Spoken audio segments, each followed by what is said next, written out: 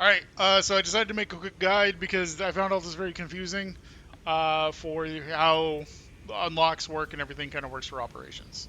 Operations work where when you come to the battle barge here, you switch up to operations. You can do these different matches. These operations correspond with like opposite sides of the stories. So in the campaign, you will do a particular mission here, and then you'll say, "Hey, you guys go do that," and then that's what these operations are. That's so you're kind of seeing the other side of the what kind of like went down when that happens. Once you get into operations, you can go to the armoring hall. This is basically kind of like class selection, gear setup, all that type of stuff. Um, you can pretty much choose any of your classes. Only one can be in a particular game at one time. So if you see like a big red icon over your class with somebody else in the upper right hand corner, like up on the right there, you can see like the bullet icon. That means I'm a tactical right now. So like if there's another tactical, one of us would have to swap. So this is where you would swap. Um, inside here, there is all your customization. Trials are a good way to get some early currency. So definitely just get in here and just throw yourself at it. You know, if you fail, no big deal. You can always come back in, but that's a good way to get some yellow currency and some weapon data and stuff like that. So there's ones for each of the classes. So just throw yourself at them and see what happens. Um, for your for your classes have different weapon loadouts. As so, there's three different loadouts that you can kind of preset, and they also have different weapon selections. So you can see, like here on the tactical, I can only choose the chainsword, and I can only choose the bolt pistol. And then I have all the ranged imaginable for my primary weapon. So um, that's something to keep in mind. How the weapons work is you actually have specific weapons. So like when you first start, you're going to have this specific chainsword.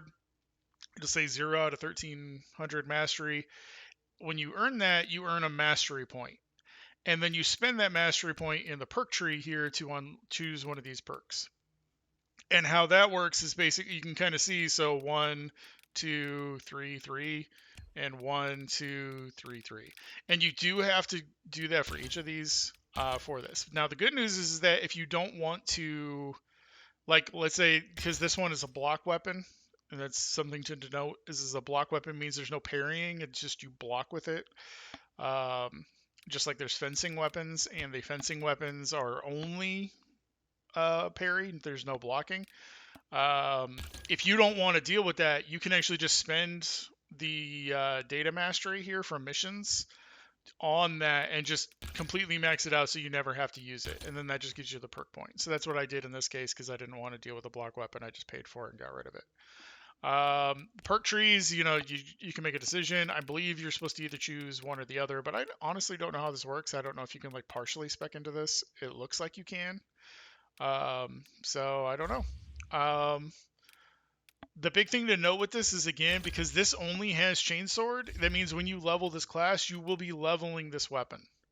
Um, so, and you'll see here, there's like an XP bar, and then you need one purple data mastery and X amount of experience to unlock this tier.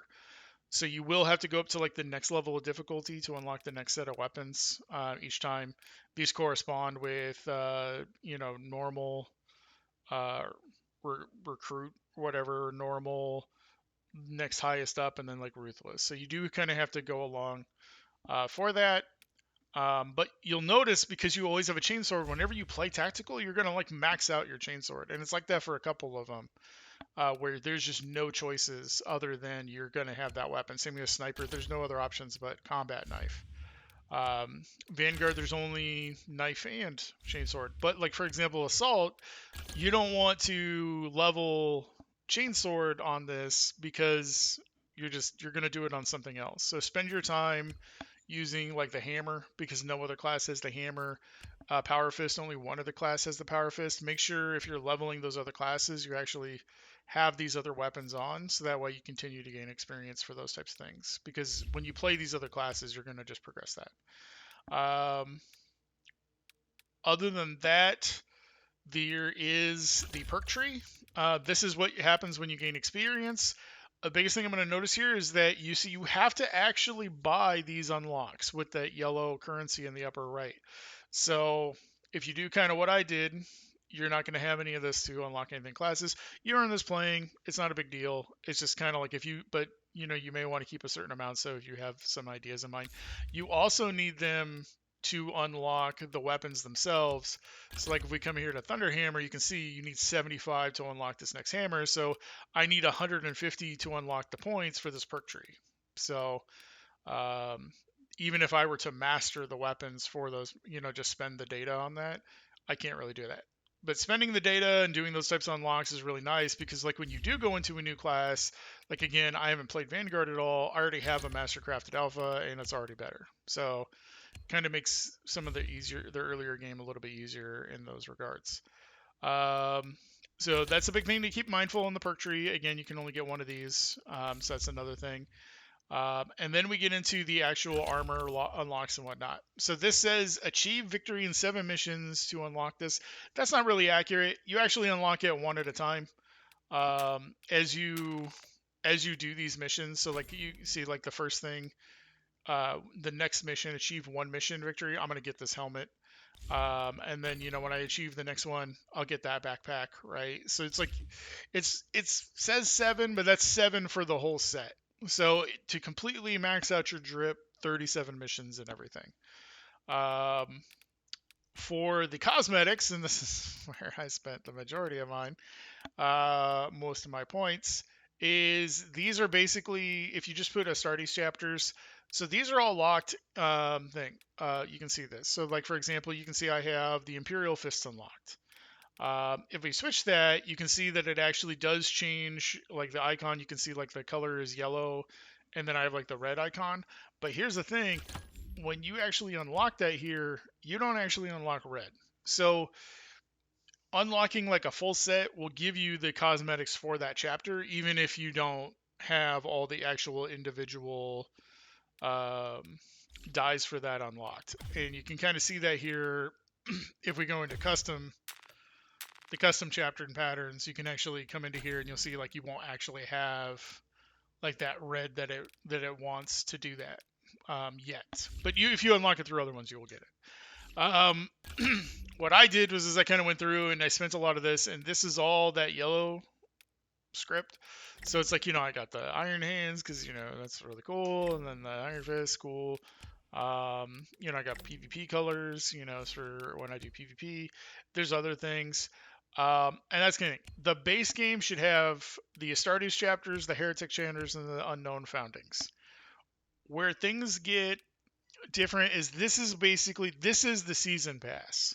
So like if you go to Steam and it shows a picture and you'll actually see these armors on that picture as the season pass. So like you see the purple one, you'll see the kind of like this Deathclaw brown one, all that stuff.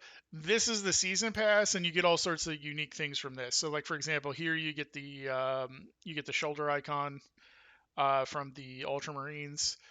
Which once you've unlocked that, you can kind of start to unlock some of these other ones.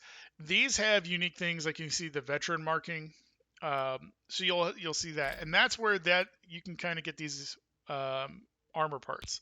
So this is where the additional helmets and things like that will come from. Is that you actually have to go pretty deep, right? You unlock that, and then you have to get all the way to the end of this to unlock that. So there's a lot of that. A lot of people, myself included, we're interested in getting things like the Death Watch because they have like the Death Watch shoulder. So it's like you have to buy all these to unlock that.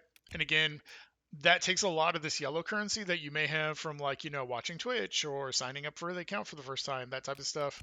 Don't necessarily just go in and be like, I'm gonna buy all the cosmetic. If you don't care, then be careful that you don't just run yourself out and then you're at the point where it's like, oh, I'm gonna unlock my next shit. Oh, I have nothing. Like I don't have any of the yellow currency. So I guess back to grinding missions.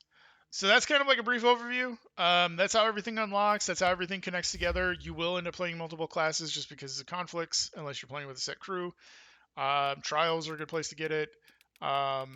these weapons. You can kind of unlock that through there. Make sure you're focusing on weapons that are not standard for the classes that you're in.